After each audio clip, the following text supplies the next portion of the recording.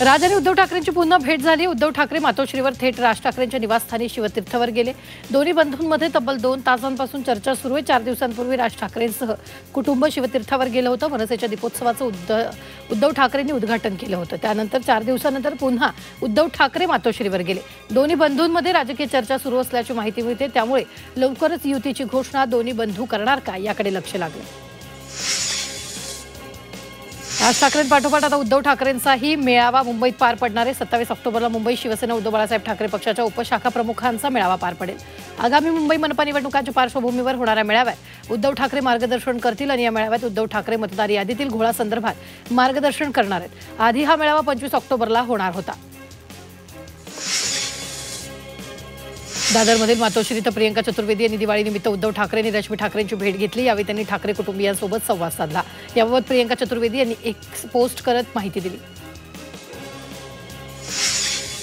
मुंबईत महाविकास आघाडीतील अंतर्गत कलह उफाळून आला। मुंबई महानगरपालिकेत काँग्रेस स्वबळावर लढणार असल्याचा मोठा दावा काँग्रेस नेते भाई जगताप यांनी केला। मुंबई मनपा निवडणुकीत आम्ही उद्धव ठाकरे किंवा राज ठाकरेंसोबत जाणार नाहीत असं भाई जगताप म्हणाले। मुंबई महापालिका काँग्रेसनं स्वबळावर लढल्यास काँग्रेसचा महापौर होणार असल्याचा दावा भाई जगताप यांनी केला। काँग्रेस एकटी लढल्यास महापौर काँग्रेसच्या पाठिंब्याशिवाय होणार नसल्याचंही भाई जगताप यांनी म्हटलंय। भाई जगतापांच्या वक्तव्यावर उपमुख्यमंत्री एकनाथ शिंदेंनी प्रतिक्रिया दिली। प्रत्येक पक्षाचा अधिकार असल्याचं शिंदेंनी म्हटलंय। काँग्रेसच्या स्वबळाच्या भाषेनंतर राजकीय उलथापालथ होण्याची शक्यता आहे। ठाणे महापालिकेसाठी युतीबाबतचा निर्णय घेण्याचे अधिकार एकनाथ शिंदेंकडे असल्याची माहिती सूत्रांनी दिली। जागा वाटपात भाजपला ठाण्यात काही जागा मिळाल्यानंतर शिवसेनेला फटका बसण्याची शक्यता आहे। तो उमेदवारी न मिळालेले नेते पुन्हा उद्धव ठाकरेंकडे जाण्याची शक्यता आहे। त्यामुळे या ठिकाणी युतीत लढणार की स्वबळावर याचा निर्णय एकनाथ शिंदे घेतील असं सूत्रांनी म्हटलंय। आम्ही संविधान आणि कायदे मांडणारे लोक आहोत। कायदे तोडणाऱ्यासोबत कसं पुढे जाणार असा सवाल खासदार वर्षा गायकवाडांनी केला। वर्षा गायकवाड यांचा भाई जगतापांच्या सुरात त्यांनी सूर मिळवलाय। महाविकास आघाडीतील मनसेच्या संभाव्य एंट्रीबाबत त्यांनी हे विधान केलं। आगामी निवडणुकीसाठी आघाडीची कोणतीही घोषणा झालेली नाही असं विधान काँग्रेस नेते विजय वडेट्टीवार यांनी केलं। तिन्ही पक्षाकडून आघाडीची अधिकृत घोषणा झालेली नाही। सगळे पक्ष मिळून लवकरच निर्णय घेऊ असंही विजय वडेट्टीवार यांनी म्हटलं। निवडणूक आयोगाला प्रश्न विचारले तर सत्ताधाऱ्यांच्या पोटात का दुखतंय? आयोगाला विचारलेल्या प्रश्नावर सत्ताधारी का स्पष्टीकरण देतात असा सवाल करत नाना पटोलेंनी महायुतीवर हल्लाबोल केला। मंत्री उदय सामंतांनी मतचोरीच्या आरोपांवर बोलताना निवडून आलेल्या महाविकास आघाडीच्या आमदारांनी राजीनामे द्यावेत, मग बॅलेट पेपर निवडणुकीची मागणी करावी असं म्हटलं होतं। त्याला नाना पटोलेंनी उत्तर दिलं। राज्यात सरकारच्या वर्षपूर्तीनंतर महायुतीच्या सर्व मंत्र्यांच्या कामाचं ऑडिट होणार आहे। गुजरातप्रमाणे तूर्त कुठलाही संपूर्ण मंत्रिमंडळ बदल केला जाणार नाही, मात्र कामाचं मूल्यमापन केलं जाणार आहे अशी माहिती सूत्रांनी दिली। महायुतीच्या आमदारांना दिलेला 5 कोटींचा विकास निधी ही लाच असल्याचा हल्लाबोल संजय राऊतांनी केला। इतर पक्षातील आमदारांनी आपल्याकडे यावं असा संदेश देण्याचा हा प्रयत्न असल्याचा दावा राऊतांनी केला। बाप बढ़ाना भैया सबसे बड़ा रुपया असं म्हणत आमदार रवी राणांनी बच्चू कडूंना सुनावले। विधान परिषद विधानसभा निवडणुकांमध्ये मतदान करण्यासाठी कडूंनी पैसे घेतले होते असा गंभीर आरोप त्यांनी केला। तर नवनीत राणा जेव्हा लोकसभा निवडणुकीत उभ्या होत्या तेव्हाही बच्चू कडूंनी मांडवली करण्याचा प्रयत्न केला, मात्र तो हाणून पाडला असा आरोपही रवी राणांनी केला। धनंजय मुंडे दिवंगत गोपीनाथ मुंडेंचे खरे वारसदार आहेत असं वक्तव्य करुणा मुंडेंनी केलं। पोटचा वारसा नसून ते विचारांचा वारसा आहे, तर सून म्हणून आपल्याकडेही गोपीनाथ मुंडेंच्या विचारांचा वारसा असल्याचं त्या म्हणाल्या। मोदींचा भक्त आहे म्हटल्यावर तुम्हाला ईडीची नोटीस तर आली नाही ना असा सवाल रमेश पाटील यांनी अभिनेते दिग्दर्शक महेश कोठारेंना केला। या दोघांची ऑडिओ क्लिप सध्या व्हायरल होतीये। छत्रपती संभाजीनगरच्या रमेश पाटील यांनी महेश कोठारेंना फोन करत ईडी नोटीसबद्दल विचारणा केली। मी भाजप भक्त आहे आणि मी मोदी भक्त आहे ठामपणे सांगतो असं महेश कोठारेंनी रमेश पाटील यांना उत्तर देताना म्हटलं। रायगडमध्ये मंत्री भरत गोगावलेचे समर्थक सुनील तटकरेंच्या गळाला लागलेत। उपजिल्हा प्रमुख रमेश गोरे यांनी राष्ट्रवादीत प्रवेश केला। आगामी स्थानिक स्वराज्य संस्था निवडणुकांच्या पार्श्वभूमीवर हा पक्षप्रवेश महत्त्वाचा मानला जातो। मुंबई पालिकेच्या मालमत्ता कर वसुलीला या आर्थिक वर्षात चांगली गती मिळते। 17 ऑक्टोबरपर्यंत महापालिकेने 3.259 कोटी वसूल केले। एकूण वार्षिक लक्ष्याच्या जवळपास 45% कर संकलन करण्यात आले, त्यामुळे अजून अर्ध्याहून अधिक रक्कम वसूल करावी लागणार आहे। राष्ट्रवादी काँग्रेस पक्षाचे अध्यक्ष शरद पवारांनी केंद्रीय गृहमंत्री अमित शहा यांना 61व्या वाढदिवसानिमित्त शुभेच्छा दिल्यात। अमित शहांना उत्तम आरोग्य, दीर्घायुष्य आणि यशस्वी कार्यकाळ लाभो अशा शुभेच्छा पोस्ट करत दिल्यात। शिवसेना ठाकरे पक्षाचे आमदार मिलिंद नार्वेकर यांनी केंद्रीय गृहमंत्री अमित शहा यांना वाढदिवसाच्या शुभेच्छा दिल्या। मिलिंद नार्वेकर यांनी अमित शहांना पोस्ट करत शुभेच्छा दिल्या। लाडक्या बहिणींची ई-केवायसीला तुर्तास ब्रेक देण्याचा निर्णय घेण्यात आला। लाडक्या बहिणीला ऑक्टोबरचा हप्ता पुढील आठवड्यात दिला जाणार आहे। लाडक्या बहिणींची नाराजी टाळण्यासाठी महायुतीनं हा निर्णय घेतला। लाडकी बहीण योजनेत तब्बल 12,431 पुरुषांनी चुकीच्या पद्धतीने लाभ घेतल्याचं समोर आलं।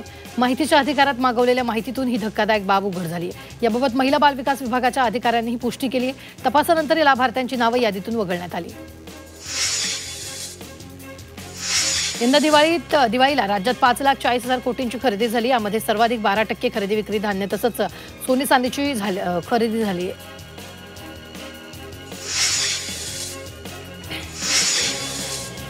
गेल्या काही दिवसात सुवर्ण बाजारात तेजी आली असं असलं तरी सुवर्ण खरेदीवर काही परिणाम होत नाही।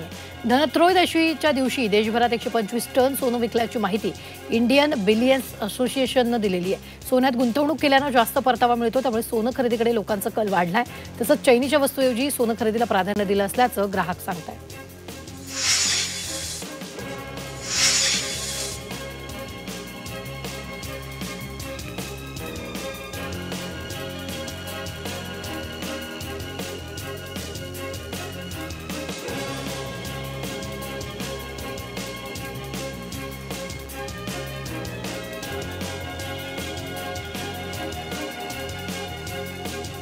मुंबईत दिवाळीनिमित्त डिजिटल व्यवहारांमध्ये युनिफाईड पेमेंट्स इंटरफेसनं पुन्हा एकदा आघाडी घेतली आहे। NPCI आकडेवारीनुसार या काळात UPI व्यवहारांची वाढ इतर सर्व पेमेंट पद्धतीपेक्षा वेगानं झाली। दिवाळी खरेदीसाठी नागरिकांनी UPI जास्त वापरत असल्याचं यावरून दिसतंय। विरारमध्ये दिवाळी पाडव्याच्या शुभप्रसंगी भव्य महावादन कार्यक्रमाचं आयोजन करण्यात आलं। यावेळी ढोल ताशाच्या गजरासोबत पारंपरिक लेझिम, शस्त्रकला आणि देवी जागरणाचं मनमोहक सादरीकरण झालं। कार्यक्रमांमध्ये नागरिकांची मोठ्या संख्येने उपस्थिती होती। कल्याण भिवंडी शहापूरच्या ग्रामीण भागात आगळी वेगळी दिवाळी साजरी केली जाते। जनावरांना फुलांच्या माळांनी सजवून त्यांना गोड-धोड जेवायला घातलं जात आहे। यावेळी परंपरेनुसार जनावरांना आगीवरून उड्या मारायला लावल्या जात आहेत, त्यामुळे जनावरांना आजार होत नाहीत अशी ग्रामस्थांची भावना आहे। बदलापूरच्या कात्रपमधील सामाजिक कार्यकर्ते प्रथमेश पाटील यांनी आदिवासी महिलांना भेटवस्तू देऊन दिवाळी साजरी केली आहे। दिवाळीत परिसरातील आदिवासी महिला बदलापुरात फुलविक्रीसाठी येतात।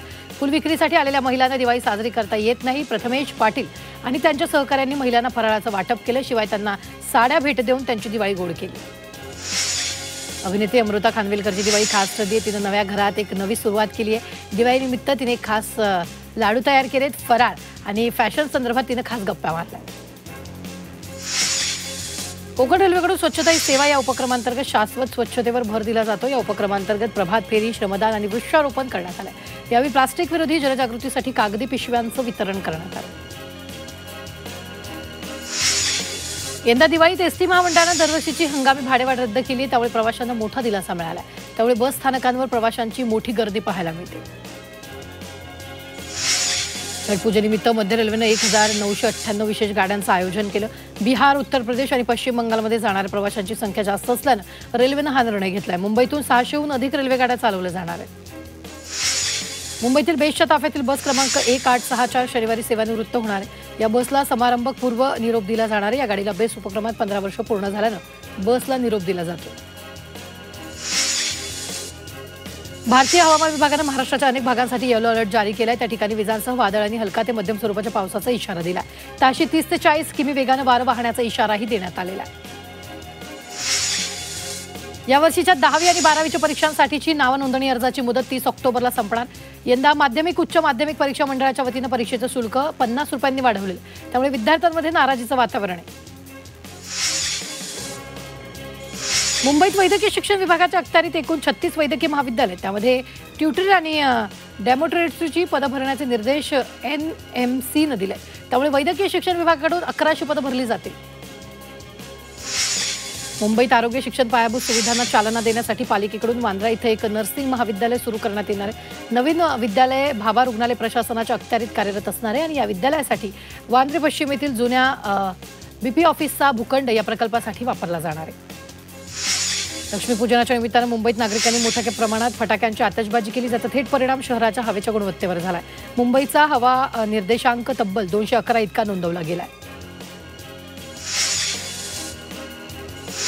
पावसाळ्यानंतर सुरू झालेल्या ऑक्टोबर हिटमुळे मुंबईकरांना आरोग्याच्या तक्रारी जाणवत आहेत. ताप, खोकला, सर्दी, अंगदुखी, त्वचारोग अशा आजारांचं प्रमाण झपाट्यानं वाढलंय. हवामानातील तीव्र चढउतारामुळे सध्या आजार वाढत आहेत. सोन्याच्या किमती एकीकडे दिवसागणिक नवनवीन उच्चांक गाठत असताना दुसरीकडे कचऱ्याच्या पिशवीमध्ये कचऱ्यासोबत चुकून सोन्याचा हारही टाकून दिल्याचा प्रकार कल्याण पूर्वेत समोर आलाय. मात्र सफाई कर्मचाऱ्यांनी या सोन्याच्या महागड्या हाराबाबत कोणताही मोह न ठेवता संबंधित महिलेला हा हार परत मिळवून दिलेला आहे. केडीएमसी आणि सुमित कंपनीच्या सफाई कामगारांनी दाखवलेल्या प्रामाणिकपणाचं सर्वच स्तरातून कौतुक होत आहे. राज्याच्या सार्वजनिक आरोग्य विभागानं सीएसआर निधीच्या वापराबाबतचे सुधारित धोरण जाहीर केले. त्यात कंपन्यांकडून अर्थसहाय्याचा प्रस्ताव आल्यास मंजुरी कशी द्यावी यासाठी कोण जबाबदार राहील गोष्टींबाबत स्पष्ट करण्यात आले. त्यामुळे खासगी कंपन्यांकडील सीएसआर निधीचा वापराचा मार्ग मोकळा झाला. मुंबईतील फॅशन स्ट्रीटच्या विकासाला गाळेधारकांचा विरोध आहे. याबाबत गाळेधारकांचा मुंबई महापालिकेसोबत वाद सुरू आहे. याबाबत गाळेधारक उपमुख्यमंत्री एकनाथ शिंदे यांच्यासोबत बोलून तोडगा काढणार आहे. मुंबईच्या जेकब सर्कलजवळील धोबी घाटावर कपडे धुणाऱ्या रस्सीधारकांना पर्यायी जागा देण्यात आली. त्यामुळे झोपडपट्टी पुनर्विकास प्रकल्पात अडथळा आणण्याचा त्यांना कोणताही अधिकार नाही, असा निर्वाळा उच्च न्यायालयाने नुकताच दिला. राज्य सरकारी कर्मचाऱ्यांच्या सेवासंबंधीच्या सर्व नोंदी आता पूर्णपणे डिजिटल होणार आहेत. त्यामुळे कर्मचाऱ्यांना सेवानिवृत्तीजवळ आल्यानंतर सेवा पुस्तिकेची पडताळणी न करता ऑनलाईन सगळी माहिती उपलब्ध होणार आहे. दहिसर पूर्व अंबावाडी परिसरात फटाका फोडण्यावरून संजय जयस्वाल नावाच्या व्यक्तीला 10 ते 12 जणांनी एकत्र येऊन मारहाण केली. या हल्ल्यात जयस्वाल यांचा नाकाचा फ्रॅक्चर झालाय. जखमी व्यक्तीला उपचारासाठी रुग्णालयात दाखल करण्यात आले. नवी मुंबईतील कोपरखैरणे विभागात हुल्लडबाज तरुणांनी रस्त्यावर आडवं रॉकेट हातातून फेकून देत सोडलेले. तरुणाच्या हुल्लडबाजीमुळे आग लागण्यासारखी दुर्घटना होण्याची शक्यता आहे. कोपरखैरणे पोलीस अशा हुल्लडबाज तरुणांवर काय कारवाई करतात हे पाहणं महत्त्वाचं आहे.